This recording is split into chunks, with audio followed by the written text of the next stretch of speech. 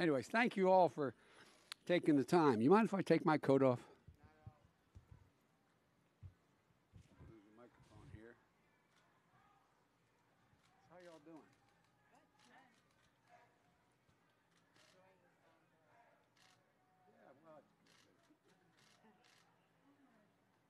So, thank you.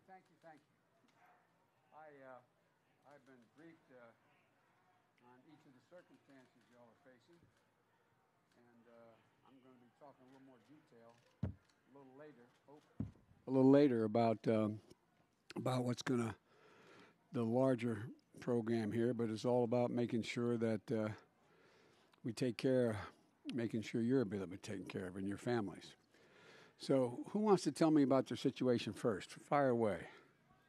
I was nominated. You were nominated for, all right. All right, so you all right if I? Sure. Okay. So I'm Amy Raslovich. I'm from Pittsburgh. This is my daughter, Laura Kelly. Hi, Laura Kelly. I was diagnosed with stage 0 breast cancer in July of 2017. Subsequently, I had a mastectomy, and I had reconstruction, and I've had 5 surgeries since. Various infections and complications. At the time, I had my own insurance with my employer. The bills were well over $1 million plus. After I entered treatment and was in sort of the recovery phase, I decided that I wanted to go back to school, which meant I would lose my insurance. I enrolled in the University of Pittsburgh, but because I have pre-existing condition coverage, I was able to do that. In 2 more years when I finish, I won't have that insurance anymore. So I may, I'm hoping that the pre-existing condition coverage remains.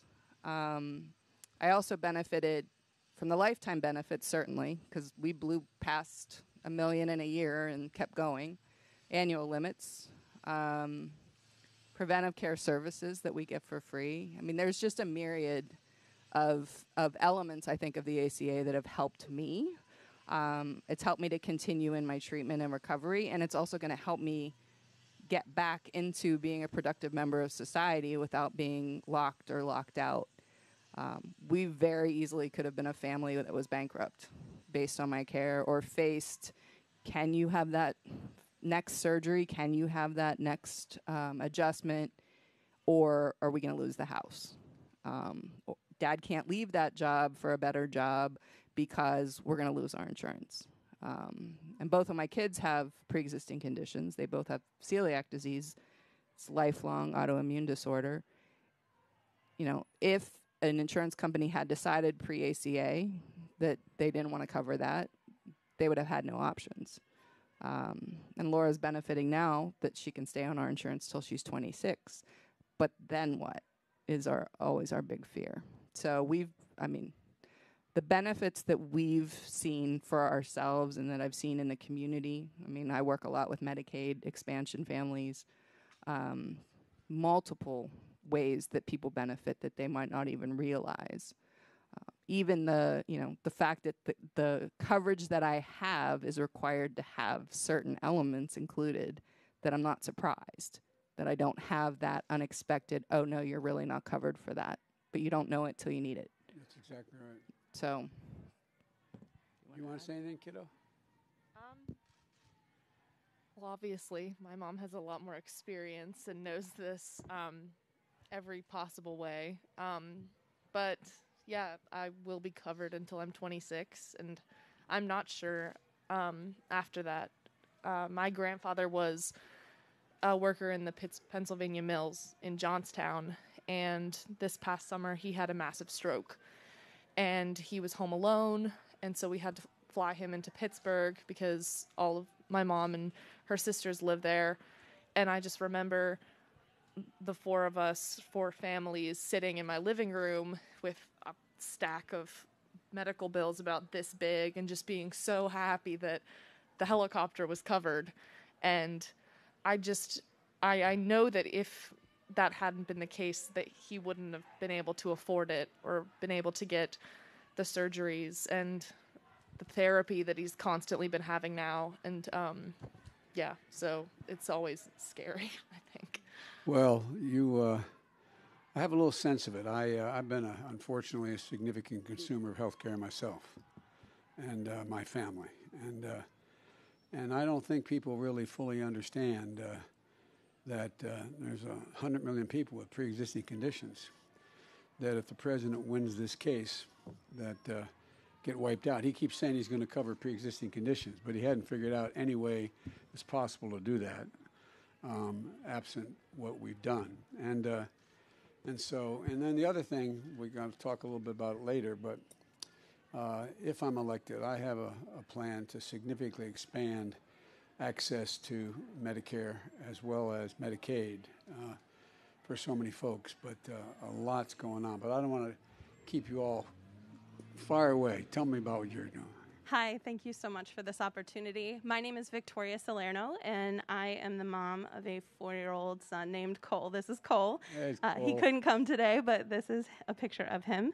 And Cole loves superheroes and Star Wars and anything outside. He's a very typical 4-year-old little boy. But underneath all of that, he has a lot of medical issues going on. He has a disease called mitochondrial disease. Yep. With that, it affects basically every cell in the body. So he goes through a lot. He spent over half his life in the hospital. We have 30 specialists that we see routinely. He has 4 therapists that we're seeing all the time and about to add more to his regimen. Things change for him daily sometimes. And I echo many of the things that they have also shared. When he was first born and started having issues, I had my own insurance. Sometimes we were spending $3,500 a month out of pocket on top of everything else or more. He's on something called TPN, which feeds into his heart. Well, why don't you explain that so the press knows it? Sure. So he has a central line, which is a permanent line that goes in through his chest into his heart. And they create a solution for him every week that has all the vitamins and minerals, nutrients, fats, fluids that he needs. And that is how he is fed through that central line. And that cost is over $80,000 a month just for that alone on top of everything else. And thanks to ACA, he was able to qualify for Medicaid because we were very close to, having to look at bankruptcy. We were using credit cards. We were having to make the decision, do we pay the electric bill this month or are we going to buy his medication? Because so many of his medications are also very expensive. Another thing that the ACA has afforded us is home care nursing. That's something private insurance does not pay for.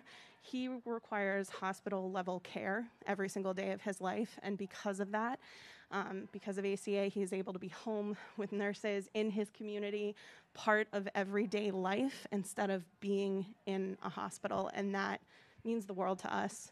Quality of life is everything. He has so many opportunities ahead of him, and because of ACA, he's going to be able to see that through. But like you said, another concern, what happens when he's 26? And, these are the fears that we have as families moving forward through this. And the president's proposing cutting Medicare by $700 billion now, in addition to the Affordable Care Act. And there's so many people in your situation. It's a rare disease, but there's so many people with similar kinds of needs, and the costs are just beyond capacity for anyone to handle unless you're a multi-millionaire. And by the way, Bobby says hello, Casey. I'm just talking to him. So how are you guys doing? Okay, how are you? Well, tell me about you. I know all about you, but I've been talking about it, but tell me about the twins as well. My name is Stacy Ritter. This is one of my twins, Jan. Jan's 22 now. When Jan and Jan's identical twin sister, Madeline, had been diagnosed with myelodysplastic syndrome when they were 4, which required stem cell transplants, which they had at the hospital down in Pittsburgh. I'm sorry, looking at you thinking of Pittsburgh. Children's Hospital of Philadelphia.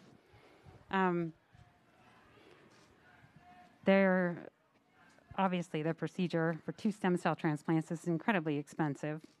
So this was before the Affordable Care Act was passed. Let me correct that. The Patient Protection and Affordable Care Act was passed. We did hit the $1 million cap on our employer-based coverage. We fortunately, and I guess unfortunately at the same time, were able to go on COBRA because we have 4 children. So the twins are our oldest. I had a toddler who was 1 at the time, and I was pregnant with my 4th when we found out that the twins had cancer. My husband was able to take family medical leave in order to help. We would go back and forth in tag teams, staying at the hospital and staying home taking care of my son. So there was no income coming in because it's unpaid. And we kept the COBRA, but it was very expensive. So when you've got nothing coming in and everything's going out, we ended up filing bankruptcy. Fortunately, they were able to go on Medicaid as a secondary through the state, which did help pick up some things, but we didn't sign up for that until after we had went bankrupt. So not only is the Patient Protection Affordable Care Act so important to me for my kids, for the patient protections, but one of the reasons that I voted for you and President Obama back in 2007 is because he understood what it was like to watch your mom. My mom died of cancer at 52 years of age. She put off going for care because she couldn't afford it. She was old school. She was going to, wait and go, and she could afford to pay for it. And she was already paying off a previous medical issue, so she was waiting to pay that off. And by the time she went, it was too late. The cancer had spread, and she passed away. And I knew, after reading President Obama's plan, that he got it because of his mom, right? And I knew in my heart that you would both see this through, and you did. And here we are. Here we are. We couldn't save my mom, but we can help our children, right, by not discriminating against them and making it so they can stay on our insurance till they're 26. That's very important. Jan had to leave college initially for some health issues and has now gone back at 22 to go ahead and continue a degree in education. So, 26, it's important that we're able to see that through. Coverage for the chronic care. So my kids were only 2 of over 15,000 kids a year that are diagnosed with cancer. Yep. And only 2 of over 400,000 childhood cancer survivors in this country. So there's 400,000 children with pre-existing conditions, and that's just cancer. That doesn't include transverse myelitis or juvenile diabetes or what your son has. Like, the list goes on and on. So how can we, in good conscience, take that away from our children? I just don't get it. Well, I don't get it either. The fact is that,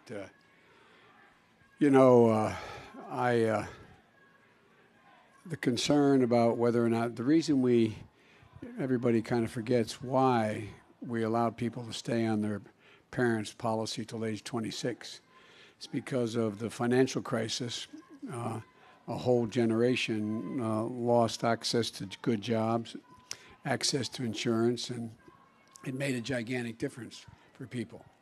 And the pre-existing conditions made a gigantic difference. But also, just being able to afford to get basic coverage. I lost both my parents, and at home they were each lived with me at the last parts of their lives, and my wife lost both of her parents and at home as well. And what I think the vast majority of the American people understand is that for the significant part of the population, this is there's nothing like watching your child be in distress. I got elected, and I'm probably the only person who ever got sworn in the hospital with my 2 sons after my wife and daughter had just been killed in an automobile accident. And I don't know what the hell I would have done had I not had insurance at the time. This is before the Affordable Care Act. But then, if when my son came home, one of those little boys grew up to be they're both grown men, but one of them became the Attorney General of the state of Delaware, was a war hero, decorated, coming home from a year after being in Iraq, and had stage 4 glioblastoma, given just a matter of months to live. Wasn't whether you're going to be able to beat it, just how long. And I used to sit there and wonder, what in God's name, this is God's truth, wonder what in God's name would have happened had he made it for almost 17 months in real pain. What would have happened if they'd come with 6 months left to go and said, well, suffer in peace now. You've outlived your coverage. I don't know what the hell you would have done, what it does to not just what it does to the patient, but to the parents. And so I just think it's important, and I appreciate you all being here, so that we can, there are millions of you around the country in similar circumstances. And I think that it gets lost, the personal piece of this gets lost in this debate. This is about, one day at a time. What I did when my son was diagnosed with a cancer, I happened to be the vice president, so I visited every major cancer facility in the world, not only in the United States, everyone in the world set up a major cancer foundation. The president set up a thing called dealing with my ability to do a lot of research in the administration on how we dealt with cancer.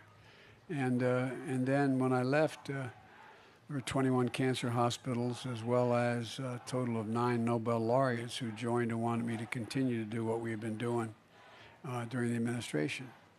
And it really matters to people. And CHOP is a great hospital, by the way. My daughter was in CHOP, and they diagnosed early on a problem she had with hip dysplasia when she was a little infant. And had they not caught it, she's fast as a jet. She's a great little athlete, but she had one leg shorter than the other, or longer than the other, the one. So there's a lot of great docs out there, and but it seems to me that we should be thinking about health care not as a privilege, but as a basic right that everyone's entitled to. And I'm not going to take you through how I'm going to expand health care, but I take the Affordable Care Act, and I believe we can get it passed, adding called a public option, a Medicare option to that, and significantly increase the access to other means of health care that are available. You have thousands of people waiting in line to just be able to get any kind of Medicare coverage at home, Medicaid, I should say. So there's a lot we can do, and I think the public's ready to do it. But what I want to thank you is for your willingness to come and talk about it, to allow us to focus on what is going on right now as we speak. We're in court right now trying to do away with Affordable Care Act. At the same time, you talked about COBRA. There are millions of people who have lost their jobs, and although they technically are able to continue to pay into COBRA, there's tens of thousands of employers are out of business, and so they can't pay in.